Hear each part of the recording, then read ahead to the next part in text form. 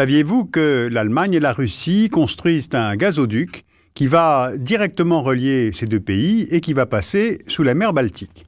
Alors quels sont les enjeux de cet énorme chantier pour la Russie, pour l'Allemagne, mais aussi pour l'Union européenne, et ce au niveau économique, énergétique et politique? Vous voyez sur cette photo le président russe, Vladimir Poutine, et le chancelier allemand, Gerhard Schröder. Elle a été prise à Berlin le 8 septembre 2004, lors de la signature de l'accord portant sur la construction du gazoduc nord-européen. Ce gazoduc est destiné à relier directement la Russie à l'Allemagne. Il part du sud de la ville de Vyborg, en Russie, pour rejoindre le port de Greifswald, en Allemagne, parcourant 1200 km sous la mer Baltique. Sa construction a été confiée à une société mixte, Nord Stream, contrôlée par la compagnie russe Gazprom, qui détient 51% des parts de la société, et E.ON Ruhrgas, plus une filiale de BASF, les deux compagnies allemandes détenant chacune 24,5% des parts, et c'est l'ancien chancelier allemand, Schröder, qui en préside le conseil d'administration. Une première tranche du gazoduc devrait être achevée en 2010 et acheminer 27 milliards de mètres cubes de gaz par an, et la construction d'un deuxième tube en 2013 pourra transporter vers l'Allemagne 55 milliards de mètres cubes par an, soit plus de la moitié de la consommation annuelle du pays. Il pourra desservir la Finlande, la Suède, les pays baltes, l'enclave russe de Kaliningrad, voire à terme le Royaume-Uni, soit au total 3000 km linéaires de gazoduc. Alors dans cette affaire, chaque partie semble gagnante. L'Allemagne est le premier importateur en volume de gaz russe. Ce projet devrait renforcer la sécurité de ses approvisionnements énergétiques parce qu'aujourd'hui, le gaz russe est acheminé vers l'Europe via deux réseaux de gazoducs. L'un qui traverse l'Ukraine, la Slovaquie, la République tchèque, soit 80% du volume de gaz transporté. L'autre via la Biélorussie et la Pologne pour les 20% restants. Donc par rapport à l'actuel réseau de distribution terrestre par l'Ukraine et la Biélorussie, qui arrive à sa capacité maximale, le gazoduc transbaltique permettra un acheminement vers l'Allemagne à la fois plus rapide, moins cher et plus sûr car moins soumis au risque de rupture d'approvisionnement. Parce qu'en effet, il s'agit d'éviter ce qui s'est passé en janvier 2006, lorsque Gazprom a fermé le robinet vers l'Ukraine et la Biélorussie pour utiliser le gaz comme moyen de pression pour que ces États se soumettent à l'augmentation des prix au mètre cube. Pour la Russie aussi, c'est avantageux. Elle accède directement à ses clients ouest-européens, elle supprime les royalties à verser aux pays de transit, elle augmente la sécurité politique de ses voies d'exportation, notamment lorsque les pays de transit sont mal disposés à son égard. Alors pour bien comprendre, il faut se placer dans une perspective plus large de la stratégie du président Poutine. Il convient en effet de restaurer la puissance russe sur la scène internationale en utilisant, entre autres, les ressources énergétiques dont la Russie est un important producteur. Alors pour ce faire, Moscou a trois objectifs. D'abord, contrôler financièrement les réserves et la production d'hydrocarbures russes en détenant la majorité des parts des compagnies, comme Gazprom. Ensuite, contrôler le réseau de transport, et ce futur gazoduc baltique illustre bien la démarche.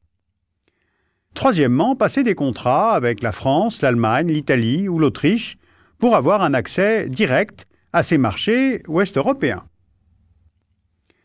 La demande européenne de gaz devrait augmenter de 50% d'ici 2020, selon les prévisions de l'Agence internationale de l'énergie. Alors la Russie cherche à être mieux placée encore sur ce marché, d'autant que d'autres fournisseurs, comme la Norvège, auront une production en diminution dans les 15 prochaines années. Alors avec la construction du gazoduc transbaltique, l'objectif de Gazprom est de faire de l'Allemagne une tête de pont de ses exportations de gaz vers l'Europe. Alors on comprend bien que ce dialogue énergétique est central dans les échanges entre la Russie et l'Union européenne. L'Union est le premier partenaire économique de la Russie, qui est son premier fournisseur d'énergie. Presque 90% des exportations de gaz russe en 2006 ont été dirigées vers l'Union européenne. Bien, maintenant, ce gigantesque projet suscite aussi énormément de critiques, que voici. Bruxelles l'a qualifié de projet énergétique prioritaire pour l'Europe, en tant que réseau transeuropéen de l'énergie, sauf qu'en fait, il s'agit avant tout d'un projet russo-allemand. Et les critiques viennent de plusieurs États membres de l'Union. Par exemple, la Pologne et les pays baltes considèrent que leur approvisionnement énergétique peut se trouver menacé avec les réseaux traditionnels délaissés au profit du nouveau tracé. Selon certains analystes suédois, ce projet est même potentiellement un outil pour diviser l'Europe. La Russie aura ainsi les moyens de fermer le robinet aux Ukrainiens, aux Biélorusses, aux Polonais, tout en le laissant ouvert pour d'autres consommateurs en Europe de l'Ouest. Et rien de tel pour créer la division au sein de l'Union européenne. D'autres membres de l'Union estiment que ce projet accroît encore la dépendance énergétique vis-à-vis de la Russie, qui se maintient ainsi comme unique partenaire, alors qu'il faudrait au contraire favoriser la diversification. Avec la RFA comme tête de pont énergétique, des États comme les Pays-Bas ou le Royaume-Uni peuvent devenir nouveaux consommateurs de gaz russe, alors qu'ils ne le sont pas actuellement. Ensuite, la critique de la Suède, qui est riveraine de la Baltique, porte sur les risques que ce projet fait peser sur l'environnement. D'abord, il menace l'écosystème déjà fragile de cette mer, et ensuite, les fonds marins sont jonchés de mines et de stocks de produits chimiques qui datent de la Seconde Guerre mondiale, et ils pourraient se répandre ou exploser lors de la construction du gazoduc.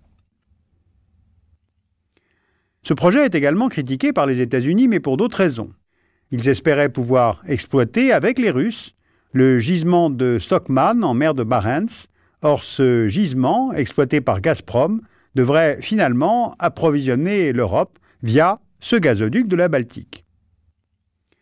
Et puis enfin, le projet est critiqué pour son coût d'investissement, plus de 5 milliards d'euros. Il serait rentable pour la Russie, qui fera des économies sur les royalties versées pour le transit aux pays tiers, et surtout avec cette demande en gaz dans l'Union européenne qui augmente sans cesse. Mais cependant, le projet russe devra faire face à des projets concurrents, notamment américains, qui cherchent à exporter les hydrocarbures d'Asie centrale en évitant le transit par la Russie. Au sud de l'Europe est projetée la construction d'un gazoduc appelé Nabucco. C'est un projet visant à concurrencer directement le gazoduc russo-turc Blue Stream via la mer Noire. Il part de Turquie, il vise à assurer une arrivée directe du gaz de la Caspienne en Europe, précisément en Autriche, mais en contournant la Russie. Et un tel projet serait aussi en concurrence avec le gazoduc transbaltique. Alors ce cas du gazoduc montre bien les liens étroits qui existent entre intérêts économiques et intérêts stratégiques des États. Les pays membres de l'Union européenne, en fait, n'ont pas les mêmes intérêts ni les mêmes besoins, comme le montre le cas de l'Allemagne. Ensuite, la Russie, avec les premières réserves mondiales, est un fournisseur incontournable pour l'Union européenne. Or, la Russie ne pourra pas répondre en totalité à la demande croissante en gaz de l'Union. Les infrastructures russes de transport de gaz sont en mauvais état, la production des 3 plus grands gisements russes diminue de 6% par an, et puis la Russie, évidemment, cherche à exploiter ses divisions européennes pour empêcher la mise en place d'une charte énergétique qu'elle juge défavorable à ses intérêts économiques et politiques. Et bien voilà, c'est tout cela qui explique la grande difficulté à mettre en place une politique énergétique commune à l'échelle de l'Union européenne.